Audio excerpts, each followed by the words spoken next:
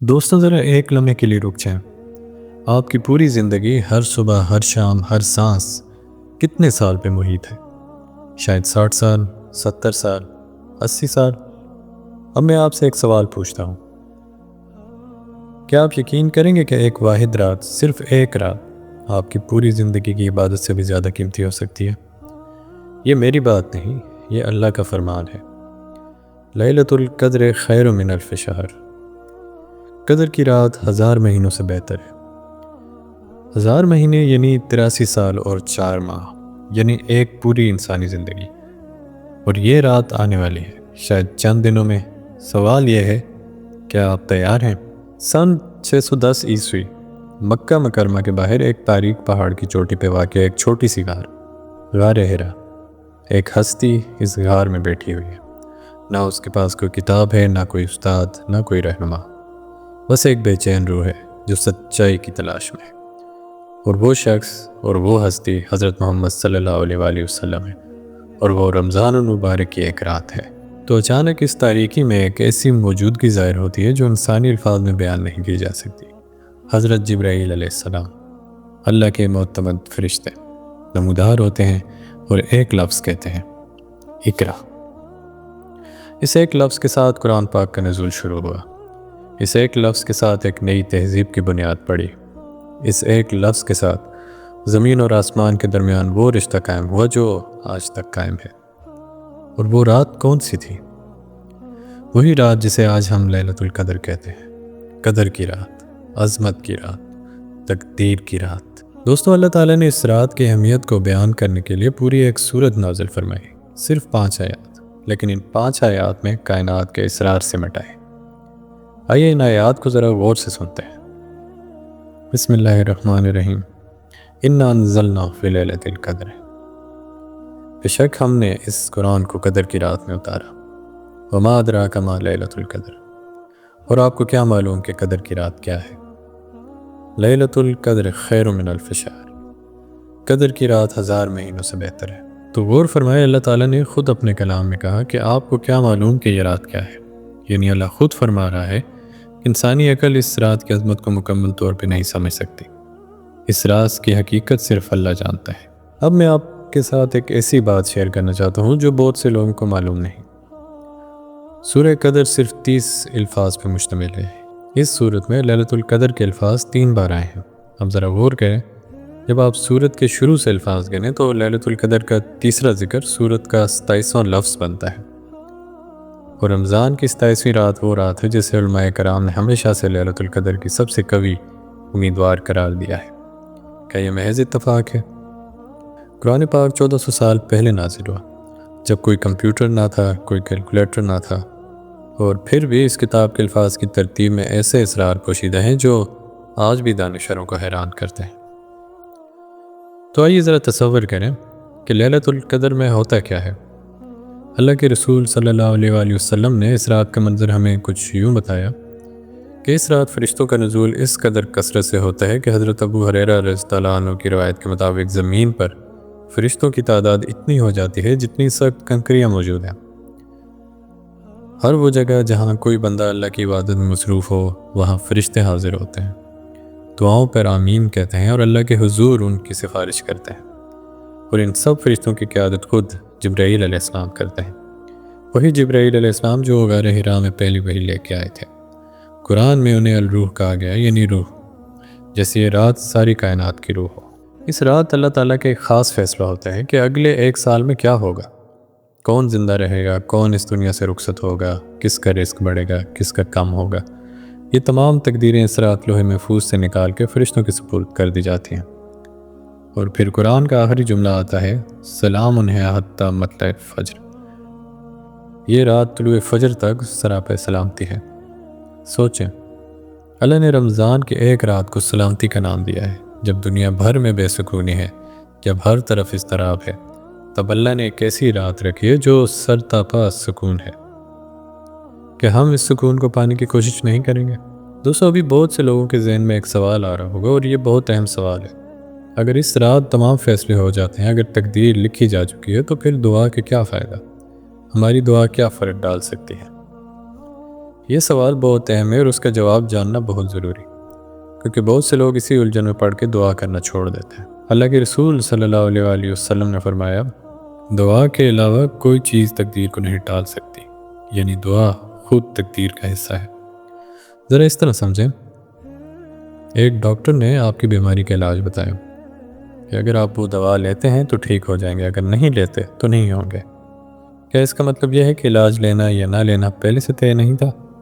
نہیں، بلکہ اللہ کو پہلے سے معلوم تھا کہ آپ دوا لیں گے اور ٹھیک ہوں گے۔ ٹھیک اسی طرح اللہ کو پہلے سے معلوم ہے کہ آپ اس رات گڑ گڑا کے کیا مانگیں گے، اور آپ کی وہ دعا، آپ کے وہ آنسو، آپ کی وہ تڑپ، یہی وہ وسیلہ ہے جس کے ذریعے اللہ نے آپ کے حق میں بہتر فیصلہ لکھا ہوا ہے۔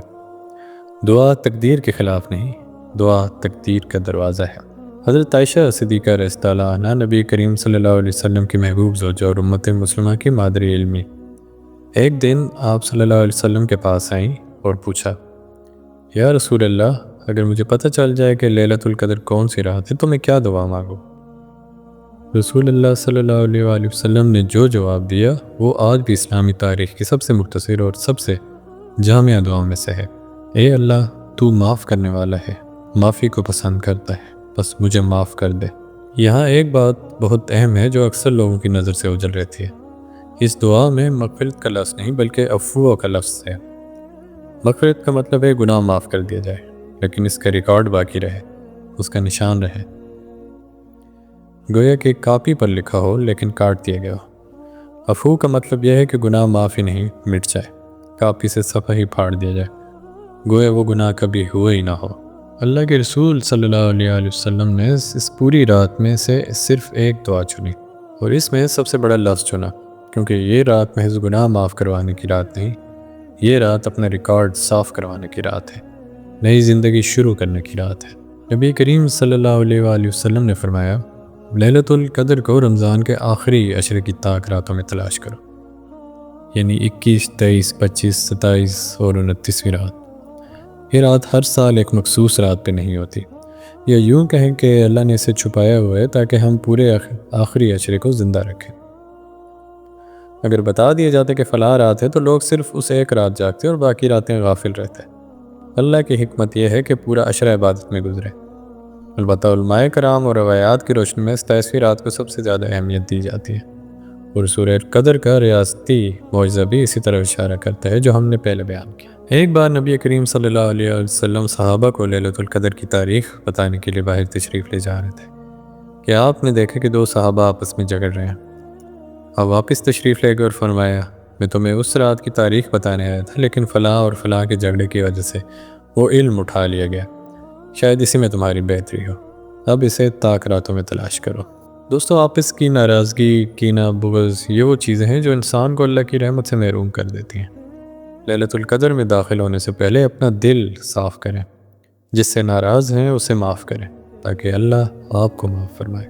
تو اس رات کی تیاری کیسے کریں؟ اس کے لیے 5 عملی اقدامات ہیں۔ پہلا اقدام، دل کی صفائی۔ آخری عشرہ شروع ہونے سے پہلے اپنے دل کا جائزہ لیں۔ کوئی ناراضگی ہے، کسی سے کوئی بدگمانی ہے، کسی کا کوئی حق مارا ہوا ہے، انہیں ابھی حل کریں۔ صاف دل ہی فرشتوں کی آمد کا خیر مقدم کر سکتا ہے۔ دوسرا اقدام، نیند کی قربانی۔ نبی کریم صلی اللہ علیہ وآلہ وسلم آخری عشرے میں اپنے گھر والوں کو بھی جگاتے تھے اور خود تمام رات جاگتے تھے۔ کم از کم طاق راتوں میں آدھی رات کے بعد اپنے موبائل کو ایک طرف رکھ دیں اور اللہ کی طرف متوجہ ہوں۔ تیسرا اقدام، ڈیجیٹل خاموشی۔ آج کے دور کا سب سے بڑا دشمن سوشل میڈیا ہے۔ لیلۃ القدر کی رات کو سکرول کرتے ہوئے گزارنا اس رات کی سب سے بڑی محرومی ہے۔ ایک رات کے لیے موبائل بند کریں۔ سوچیں کہ آپ 83 سال کی عبادت کا موقع چھوڑ کر ریلز دیکھ رہے ہیں۔ چوتھا اقدام ہے دعاؤں کی فہرست۔ ابھی سے ایک کاغذ پہ اپنی وہ تمام خواہشات لکھیں جو آپ اللہ سے مانگنا چاہتے ہیں، دنیا کی بھی، آخرت کی بھی، اپنے لیے، اپنے گھر والوں کے لیے، امت مسلمہ کے لیے۔ اللہ کا دروازہ کھلا ہے تو مانگنے میں کنجوسی نہ کریں۔ پانچواں اقدام، اعتکاف یا کم از کم مسجد میں رہنا۔ اگر ممکن ہو تو آخری عشرے میں اعتکاف کریں۔ یہ نبی کریم صلی اللہ علیہ وآلہ وسلم کی مستقل سنت ہے۔ اگر اعتکاف ممکن نہ ہو تو کم از کم طاق راتوں کی تراویح اور تہجد مسجد میں ادا کریں۔ جماعت کی دعا کی قبولیت انفرادی دعا سے زیادہ ہوتی ہے۔ تو دوستوں ہم ایک ایسے دور میں رہتے ہیں جہاں سائنس نے ثابت کی کہ کائنات 13.8 ارب سال پرانی ہے۔ کائنات میں اربوں کہکشائیں ہیں، ہر کہکشاں میں اربوں ستارے ہیں، اور اسلام میں دودھ کائنات کا خالق جو ہر ذرے کو جانتا ہے، جو ہر دل کی بات سنتا ہے، اس نے کہا کہ آج کی رات میں تمہاری سنوں گا۔ نیورو سائنس کے ماہرین بتاتے ہیں کہ گہری روحانیت کیفیت میں انسانی دماغ کے وہ حصے فعال ہو جاتے ہیں جو عام حالات میں سوئے رہتے ہیں۔ صوفی اور روحانی لوگ صدیوں سے یہ تجربہ کرتے آئے ہیں کہ عبادت کی راتوں میں ایک ایسا سکون ملتا ہے جو دنیا کی کوئی دوسری چیز نہیں دے سکتی۔ تو آج جب ذہنی تناؤ عالمی وبا بن چکی ہے، جب نیند کی گولیوں کی فروخت ہر سال ریکارڈ توڑ رہی ہے، جب لوگ سکون کی تلاش میں پہاڑوں اور سمندروں تک جا رہے ہیں، تب اللہ نے ایک رات رکھی ہے جو سراپا سکون ہے۔ سلام انہیں حتی مطلع الفجر۔ تو دوستو یاد رکھیں، لیلۃ القدر کسی کی میراث نہیں، یہ رات اس کی ہے جو اسے ڈھونڈتا ہے، اس کی ہے جو اس رات اپنی سستی کو شکست دے کے اٹھتا ہے، اس کی ہے جو اپنی آنکھیں نم کر کے اللہ کے سامنے کھڑا ہوتا ہے۔ آپ کی زندگی میں ایسے لمحات تو آئے ہوں گے جب آپ نے سوچا ہوگا کاش میں نے وہ فیصلہ نہ کیا ہوتا، کاش میں نے وہ وقت ضائع نہ کیا ہوتا، کاش زندگی کو پھر سے شروع کیا جا سکتا۔ لیلۃ القدر وہ رات ہے جب اللہ تعالیٰ آپ کو یہ موقع دیتا ہے، ایک نئی شروعات کا موقع۔ عفو کا وعدہ لے کر آئیں۔ اللہ آپ کا ماضی مٹا سکتا ہے، آپ کا سلیٹ صاف کر سکتا ہے، آپ کو وہ ہستی بنا سکتا ہے جو آپ ہمیشہ سے بننا چاہتے تھے۔ اللہ کے رسول نے فرمایا، جو شخص لیلۃ القدر میں ایمان کے ساتھ اور ثواب کی نیت سے عبادت کرے، اس کے پچھلے تمام گناہ معاف کر دیے جاتے ہیں، پچھلے تمام گناہ، تمام۔ اب ایک آخری سوال، آج کی رات آپ کیا کریں گے؟ اللہم انکا عفو تحب العفو واعف عنا۔ اے اللہ، تو معاف کرنے والا ہے، معافی کو پسند کرتا ہے، بس ہمیں معاف کر دے۔ آمین۔